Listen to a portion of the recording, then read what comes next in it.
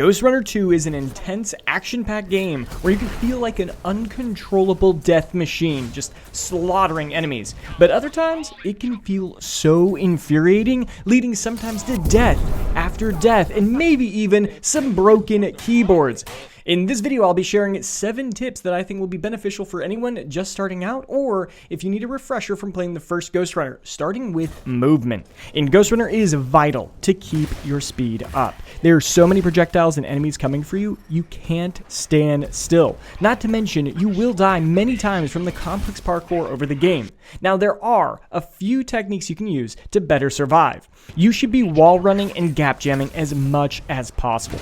Cornerstones to this game is running along the walls like a shinobi or yeeting yourself around with the gap jammer, also known as a grapple. These both make it harder for projectiles to hit you. You are no longer on a 2D plane.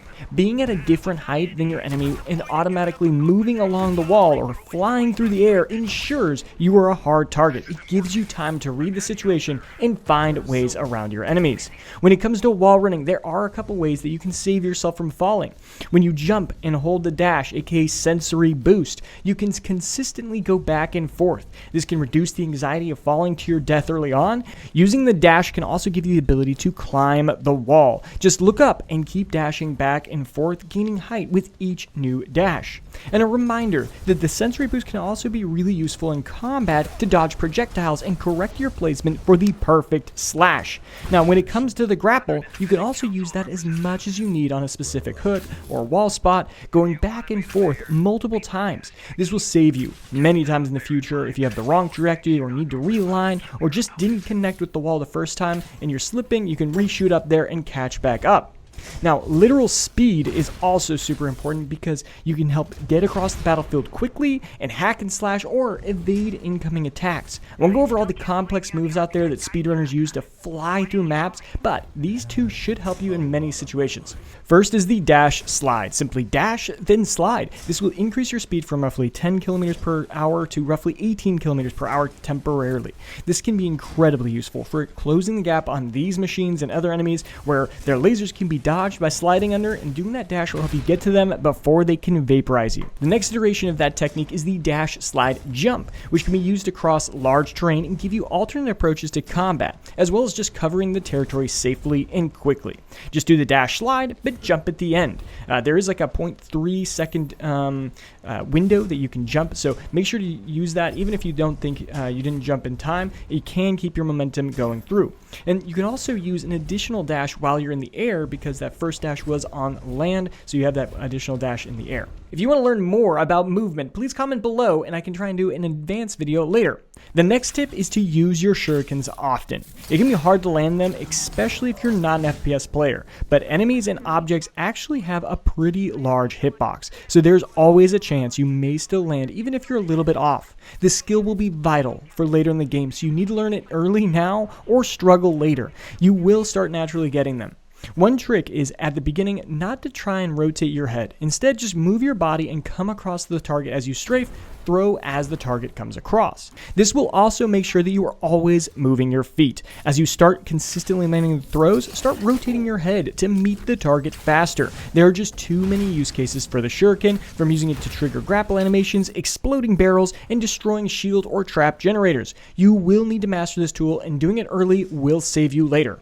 The third tip is blocking. This is such a key skill to learn and use. Dashing and avoiding damage can and will be great, but there are many situations where blocking will be the only way to save you, and it will save you so many deaths, especially as you master the perfect block. Similar to the shuriken, you need to be aiming at the opponent as they shoot at you, but then if you add the timing of the block right before the projectile hits you, it reflects it back at them, killing them, and then opening a path for you. It's basically shuriken throw, but a little bit harder. This skill is incredibly important to learn early on because later you will learn a skill where you can block all the lasers, and it's really useful against those damn laser machines. You can come back from those energy waves and it feels so satisfying.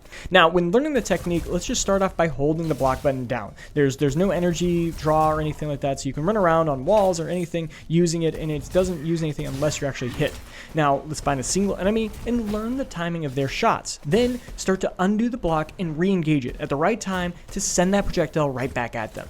For machine gunners and most laser weapons, they can break your block over time if you take too many rounds. So make sure that you're moving side to side and only taking the hits that you absolutely need to, and then stop when you're ready to block, and then send that wave and projectile back at the enemy. Just make sure you move again, or you could still die if there's any lingering shots at you.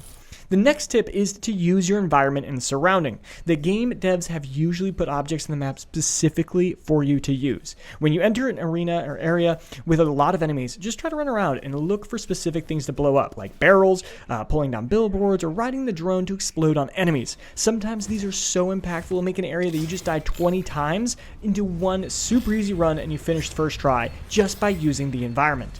So the next tip we're going to work on is the upgrade system. And in Ghostrunner 2, this is one of the cooler, more innovative ways to do a leveling up system. It really makes you think of what is important and how do you want to utilize your abilities and your points and these specific chip slots on the motherboard. Now, it's not always important to fill your board completely.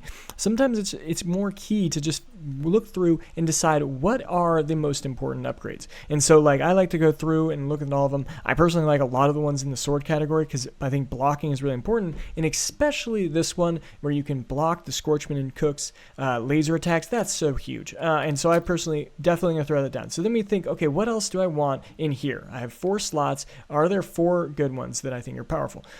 Slowing down time 3 seconds, performing electricity, no, not really. But this one, regenerates your energy if you get a perfect parry. This could be really helpful in a battle. And this one has a secondary ability where if there's no chips on the sides, this will get an additional 15% increase in regeneration. So that's okay, cool. So is there a way we can work this in? And so I'm going to temporarily just set it up here. I think that that's really good. And you'll see that it goes in blue, meaning, okay, that's been activated and you can see there's no longer grayed out. So that's one thing you really want to focus on is what other kind of upgrades do you have that you can work with to make that really work towards what you're trying to achieve.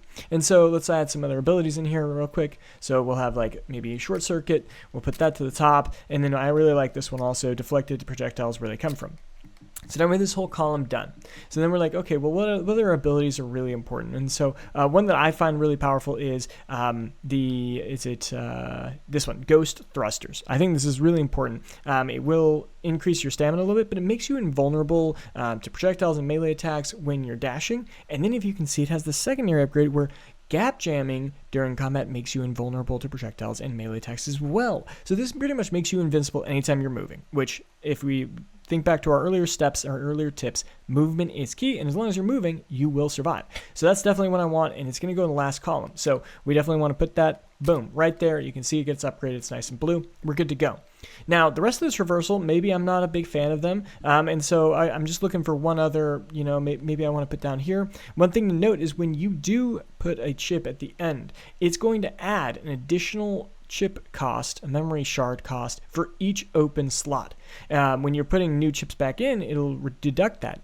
So you want to make sure that you're, only going to the far end if you need to, like maybe this last column socket was really valuable, so that's why you did it. But if we look back at artificial senses, this is a one cost. This is basically a free chip. So if we put it right here, boom, didn't raise our memory at all, and you get that free chip for absolutely nothing. But hey, I don't want any more of these, so we're just gonna leave that column empty for now. So then let's look at like what other kind of upgrades do we want? Maybe like air focus. If you want to be able to slow down time when you're killing an enemy, okay, cool. Well, this one needs to not be have any chips on sides. If we can get that secondary for 3 seconds. So okay, right here's looking pretty good. We could slap it right there. And then we need 2 other upgrades. Let's just toss this one in, and then oh wait, actually I want this one for sure because it's really good for that perfect pairing, and it makes it easier to make sure that those deflections are coming. So there's that, and maybe like you're only at the stage where maybe you only have these 2. Obviously I have the full motherboard unlocked, which most people at the beginning will not have. So then we have 2 more slots right here, and maybe there's a couple cool chips in the flow category that are 2 or less in the same column. I think it's these 2. So I'll put both of those in. And then we have a really quite optimized board, even though we didn't use all of our slots. Obviously, I have a lot of memory shards, so maybe you won't be able to afford this. And I'm not saying that this is the best upgrade system right here by any means, but it is a pretty good, I would say a lot of these upgrades are pretty good. So that's the big tips around the upgrade system and the motherboard. And sometimes you're going to find yourself in a hard zone that just seems very unforgiving. They have the high ground or a position that's just too far and dangerous to attack head on. It is important to investigate other ways to come into the battle arena. Similar to using environmental objects, sometimes it's better to check if there's a secret passageway or maybe a jump pad that's hidden below or in a void that you wouldn't normally look.